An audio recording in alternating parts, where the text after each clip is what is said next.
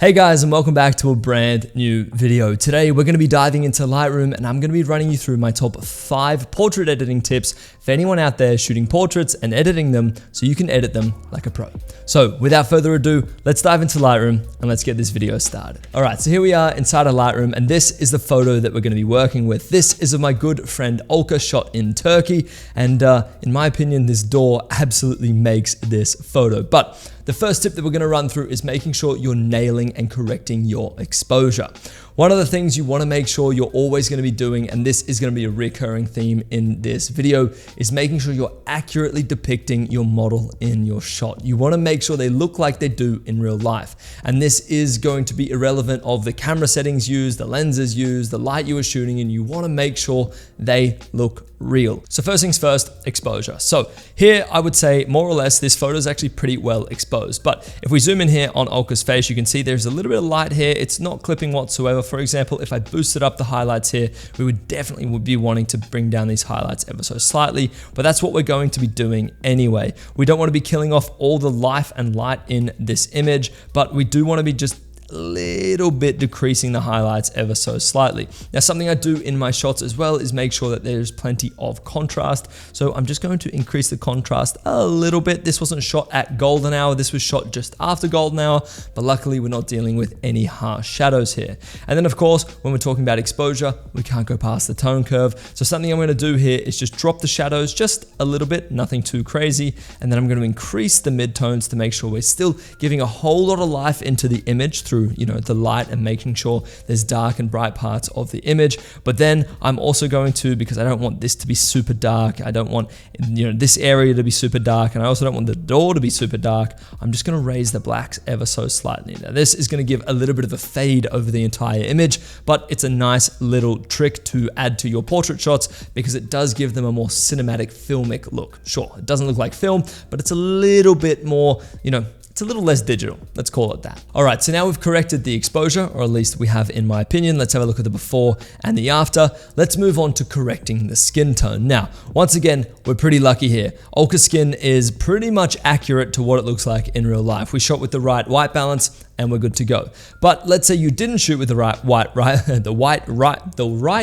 balance. My goodness, that's harder to say than it sounds. Let's say you didn't shoot with the correct white balance. What you can do here is you can dive into the basic panel here and you can simply either click on auto. Now this is going to give you a fairly accurate representation of what you should be working with. Now this has made the image a lot cooler than what it was. So in my opinion, we might just warm it up a little bit and we're pretty much good to go from there. But I think our white balance is more or less on point.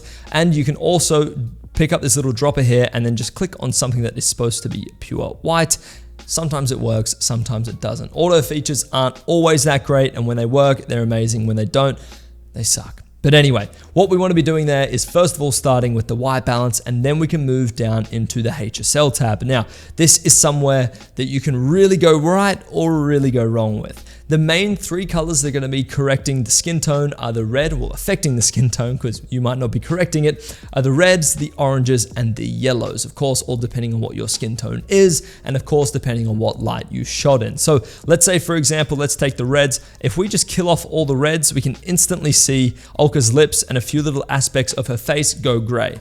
Far from ideal. So let's reset that. And of course, orange, that's not even a human. And then in this instance, yellow, let's kill all of those off. We're really not working with many yellows in the skin tone here at all. We actually might be working with a few more yellows in the door, if anything, and that's actually a really nice look. Let's kill off those yellows to make those whites in the door stand out a little bit more and be a little bit more white, a little bit more contrast. Everyone loves it. So in my opinion here, Olka's skin tone is more or less dialed in. If anything, if absolutely anything, we might increase the luminance of the orange just a little bit to make her pop just a little bit more, and maybe decrease the saturation of the orange a little bit, maybe a little bit on the red saturation, just ever so slightly, and I'm pretty sure we're good to go. Now, you might be thinking to yourself, Zach, we've hardly made an impact on this image whatsoever, but that's actually a good thing. If you can take a photo that looks really accurate, and when you put it into Lightroom, you don't have to make that many changes, that means you took a pretty good photo in person. So this is an ideal kind of shot to edit because it's showing you that if you nail it in camera, believe me, your post-processing workflow is gonna be so much easier. But this is more or less the basics of correcting the skin tone. Of course, we could dive into the masking tab here, but that is gonna be held for a little bit of a later tip, a little bit of a later tool. So don't worry about that just yet. Let's move on. Okay, so next up is making sure the skin is flattering. Let's be honest, some days the skin just isn't that good. And if you've got to go out to shoot, or maybe you've got a client deadline, you don't really have a choice. You've got to get in front of the camera, or at least you've got to get someone else in front of the camera, and maybe they're not having the best skin day either. In our situation here, luckily Olka doesn't have any bad skin days going on whatsoever, so we're in luck. But it doesn't always mean that a little bit of skin flattering couldn't go astray, because to be honest with you, the lenses and the cameras these days take such sharp photos that it's going to pick up everything, and sometimes it can go over the fact and just make things look ultra sharp. And in my opinion, I don't like this look whatsoever. So what we're gonna do is we're simply just gonna come into the basic tab here, into the presence little sub tab, and then just drop the clarity and texture ever so slightly. And you don't wanna go overboard with this. So if we have a look in here, if we're just dropping the clarity just a little bit, it just gives it like a little bit of a subtle glow to the face, which is beautiful. But if we drop the clarity like crazy,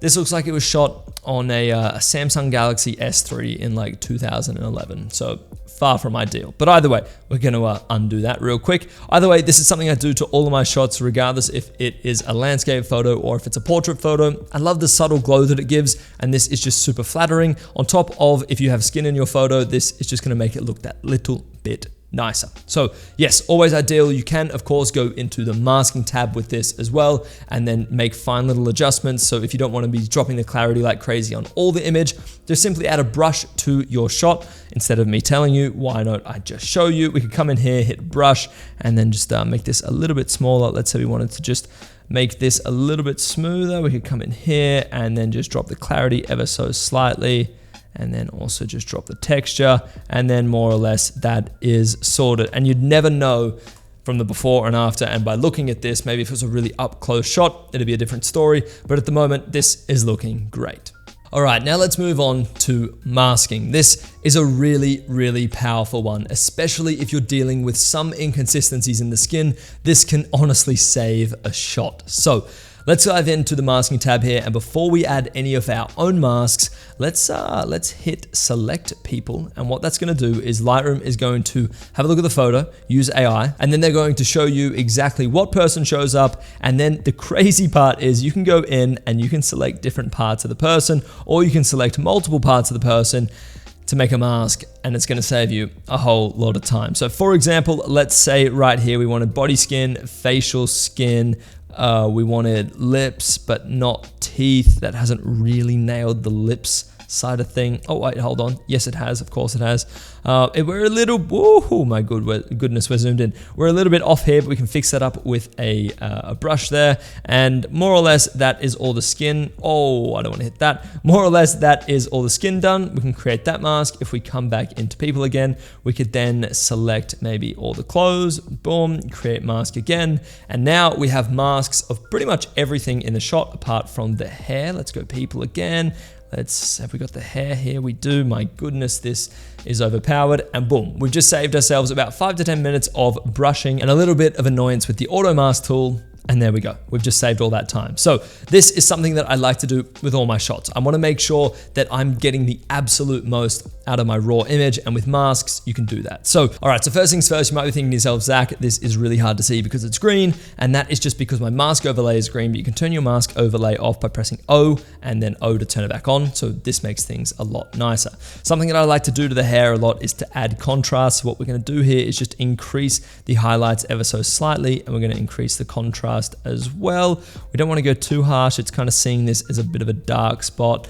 And we're just going to drop the shadows a little bit, maybe decrease the blacks. And then what we can do is we can just hit this eye, turn it off and on. It's super, super subtle, hardly noticeable, but it just kind of gives a little bit more depth to the hair and a little bit more contrast. And like I said in the beginning of this video, I like contrast. So I'm happy with that. Now with the clothes, I would arguably say the clothes are more or less dialed in. If anything, maybe just the highlights down a little bit on the top, but that's nothing serious. And then the skin, let's, because we didn't use a mask for the whole skin last time, to drop a little bit of clarity and drop a little bit of the texture. I think that's looking good. And then maybe just add a slight amount of warmth into the skin tone, nothing too crazy. Sometimes it's also good to add a little purple, but nothing too crazy. Also, as you can see, we're literally adding 2 and 1 into our shot. This is hardly making a difference, but just adding that little bit of a touch.